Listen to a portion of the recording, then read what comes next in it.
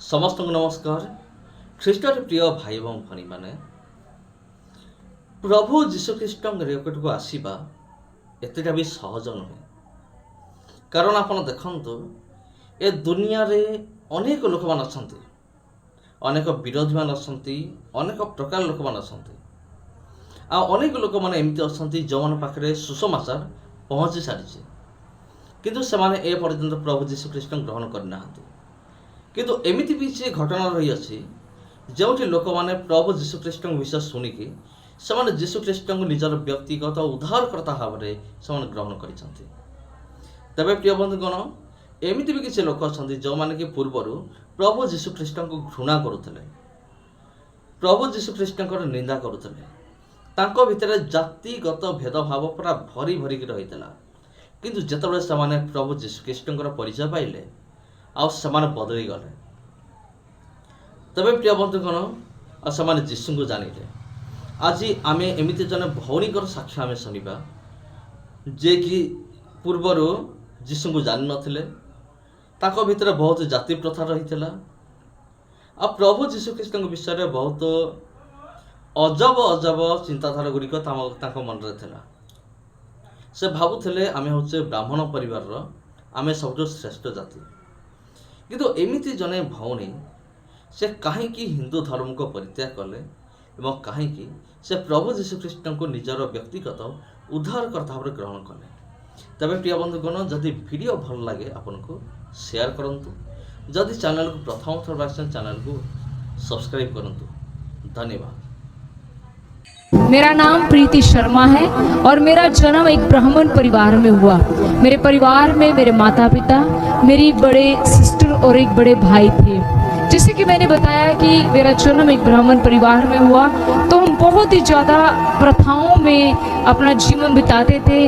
हमारे घर में हर समय हमारे घर में गौमूत्र से घर को साफ किया जाता था, और अगर हमारे घर के आगे से कोई छोटी जात का इंसान निकल कर जाता था तो हम अपने घर को गौमूत्र से धोते थे, क्योंकि हमें ये सिखाया गया था कि हम ब्राह्मण हैं, एक बहुत बड़ी ऊंची जाति से संबंध रखते हैं। लेकिन क्या हुआ, जैसे मैंने अपने परिवार के बारे में बताया, जो मेरे बड़े भाई थे जब वो 4 साल के थे वो एक स्कूल में गए पढ़ने के लिए, और स्कूल से मेरी माताजी को टीचर का फ़ोन आया कि आपका बेटा चलते चलते गिर गया है, तो आप इसे ज़रा आकर देखें। तो जब मेरी माताजी मेरे भाई को वहाँ से लेकर आए तो उन्होंने जब आकर डॉक्टर को दिखाया मेरे भाई को, तो नियर बाय डॉक्टर से बोला हमें ये प्रॉब्लम समझ नहीं आ रही, और उन्होंने मेरे भाई को पीजीआई चंडीगढ़ में रेफ़र कर दिया। जब मेरे मम्मा मेरे भाई को पीजीआई चंडीगढ़ में लेकर गए तो वहाँ पर डॉक्टर ने मेरे भाई को चेकअप करने के बाद साफ बोल दिया कि ये लड़का कभी भी अपने पैरों पर खड़ा नहीं हो सकता, और उन्होंने कहा कि दुनिया के जिस मर्जी डॉक्टर के पास आप ले जाओ, ये बच्चा जैसे जैसे शरीर में बढ़ेगा इसका शरीर सिकुड़ना शुरू हो जाएगा, और एक समय ऐसे आएगा कि ये पूरी तरह बिस्तर पर ही बैठा रहेगा और कुछ भी स्वयं नहीं कर पाएगा। सो प्रियजनों, जब मेरी मम्मा ने बात सुनी वो पूरी तरह से टूट गए। वो घर वापस आए, मेरे फादर साहब के साथ ये बात शेयर की, और मेरे पापा ने मेरी मम्मा को दिलासा दिया और कहा कि जैसे हम इतनी चीज़ों को मानते हैं, इतनी चीज़ों पर विश्वास करते हैं, हम उनके पास जाएंगे, वो हम जो अरदासें करेंगे, विनतियाँ करेंगे, वो हमारी विनतियों को सुनेंगे। तो जैसा जैसा हमें कोई बताता कि हमने वो सब किया, किसी ने कहा यहाँ जाओ वो करो, किसी ने कहा इतना लाख रुपया खर्चो, सब किया, लेकिन करते करते मेरे भाई की उम्र 19 साल की हो गई। मैं बताना चाहती हूँ कि जब मेरे भाई की 19 साल की उम्र हुई तो मेरे भाई पूरी तरह से बिस्तर के साथ जुड़ गए थे, और उनके हाथ जो थे वो मुड़ गए थे, वो स्वयं कुछ भी नहीं कर पाते थे। और मैं सच बताना चाहती हूँ कि लोग हमारा मजाक उड़ाते थे। लोगों ने हमारे घर का नाम रखा था कि क्या लंगड़े के घर जाना है, लोग हमें बोलते थे क्या वो लंगड़ा जहाँ रहता है उसके घर में जाना है। तो इस तरह से लोगों ने हमारे घर को एक नाम दे दिया था। और मैं बताना चाहती हूँ, हमने जब सब जगह पर जाकर देख लिया, सब कुछ अब मैं बता नहीं सकती, लेकिन आप समझ जाइएगा, हमने सब कुछ किया जो एक माँ अपने बच्चे को बचाने के लिए कर सकती है, एक बहनें अपने भाई को बचाने के लिए कर सकती है, वो हमने सब किया। लेकिन अंत में 20 साल की उम्र में मेरा भाई हमें इस दुनिया से छोड़कर चले गए। भाई के जाने के बाद हमारा परिवार टूट गया। और उसके बाद मैं आपको बताना चाहती हूँ, थोड़ा ही समय भी ना बीता था, हमारे घर में अभी रोना पीटना था कि हमारे पड़ोस में एक औरत थी। उसने क्या किया, उसने हमारे घर में मेरे फादर साहब को और मेरी जो सिस्टर है वो हमारे घर में आई और उसने कुछ मिठाई लेकर आई और उसने बोला मेरी मदर को कि ये मिठाई आप खा लें, और क्योंकि मेरे घर में एक खुशी आई है। मैं आपको बताना चाहती हूँ कि वो मिठाई एक्चुअली में वो किसी से ब्लैक मैजिक करवा कर वो मिठाई लाई थी। किसी ने उसको बोला था कि तू अपने पड़ोस में ये मिठाई खिला दे, उनके घर का सब कुछ तबाह हो जाएगा, तेरा घर आबाद हो जाएगा। और वो मिठाई मेरे पापा और मेरी सिस्टर ने खा ली। मैं आपको बताना चाहती हूँ, आज मेरे पापा प्रभु में सोए हैं, लेकिन जब मेरे पापा ने 2000 में जब ये मिठाई खाई, 2003 के करीब जब ये मिठाई खाई थी, तब मेरे पापा जो थे दुष्ट आत्माओं से ग्रसित हो गए। मैं आपको बताना चाहती हूँ वो क्या करते थे, वो रात के समय में वो एक छोटी सी शॉप चलाते थे। वो रात को अपने सारे कपड़े उतारकर रोड के ऊपर नंगे भागते थे और हम उनको पकड़ते थे। कई बार शॉप के ऊपर कस्टमर खड़ा होता था और उनके सिर के ऊपर शटर फेंक देते थे। रात को अगर हमने एक कमरा हमारे पास होता था, क्योंकि शैतान हमारा सब कुछ छीन रहा था, 1 बाय 1 हमारा घर छीन गया, हमारा भाई छीन गया।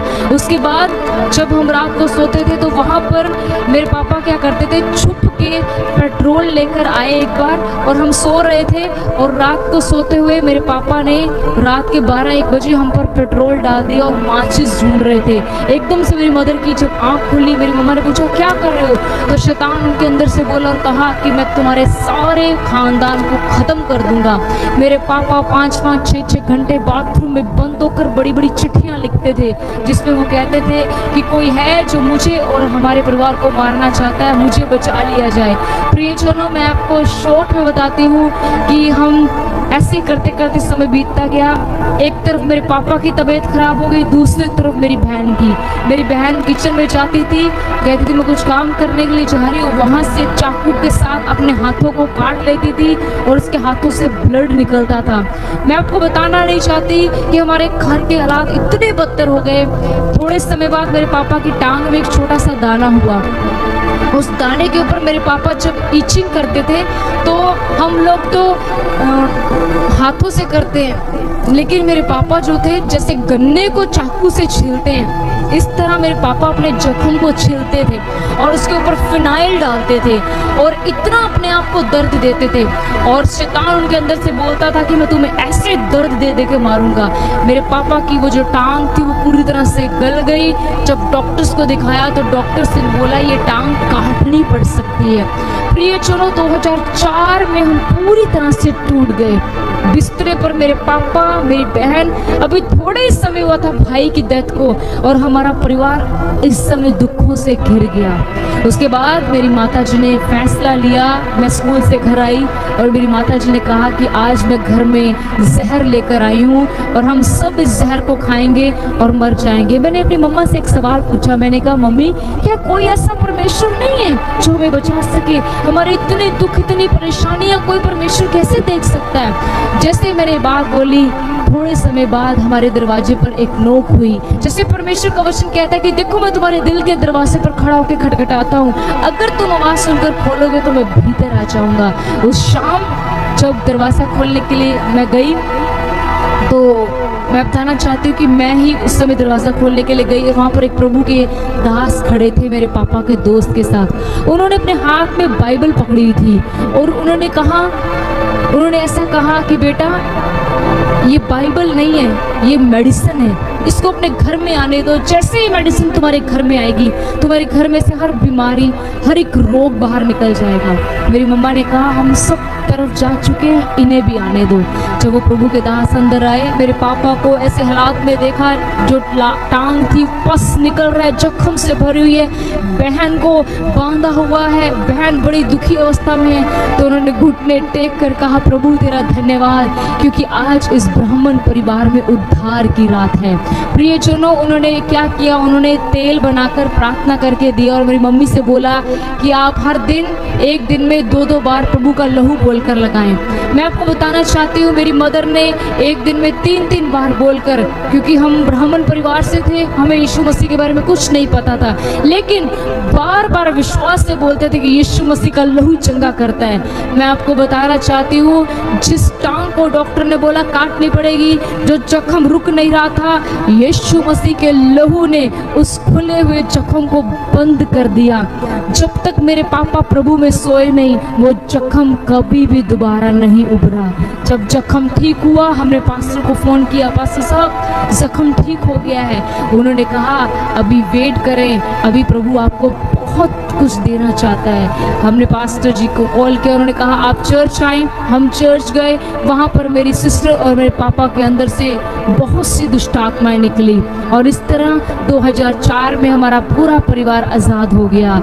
और जब उन्होंने कहा बारी आई यीशु मसीह को कबूल करने की, क्योंकि बहुत सारे लोग चमत्कार ले लेते हैं, छुटकारा ले लेते हैं, लेकिन जब बात यीशु मसीह को अपना उद्धारकर्ता मानने की आती है, लोग घबराते हैं। लेकिन प्रियजनों, 2004 में प्रभु के दास ने हमसे पूछा, क्या आप यीशु मसीह को अपना मुक्तिदाता कबूल करते हैं? हमने कहा जिस परमेश्वर ने हमें मृत्यु से बचाया, जिस परमेश्वर ने हमारे दुखों में हमारी सुधि ली, हम उसी परमेश्वर को अर्थात यीशु मसीह को अपना उद्धारकर्ता कबूल करते हैं। 2004 में हमने यीशु मसीह को अपना उद्धारकर्ता कबूल किया, और उसके बाद प्रभु ने हमारे घर में सब कुछ ठीक कर दिया। मेरे पापा तंदुरुस्त हो गए, बहन तंदुरुस्त हो गए। लेकिन मैं बताना चाहती हूँ अंत में, लेकिन जब सब ठीक हो गए, मेरे मन में एक सपना था कि मैं पढ़ूं लिखूं और मैं सीए बनूं, क्योंकि मैं चाहती थी कि मैं अपने फादर का हैंड बनूं। जैसे कि भाई नहीं था तो मैं चाहती थी मैं अपने फादर की सपोर्ट करूं, लेकिन जैसे परमेश्वर का वचन कहता है कि प्रभु की योजनाएं हमारे लिए अलग हैं। सच में प्रियजनों, प्रभु ने मुझे अपनी महिमा के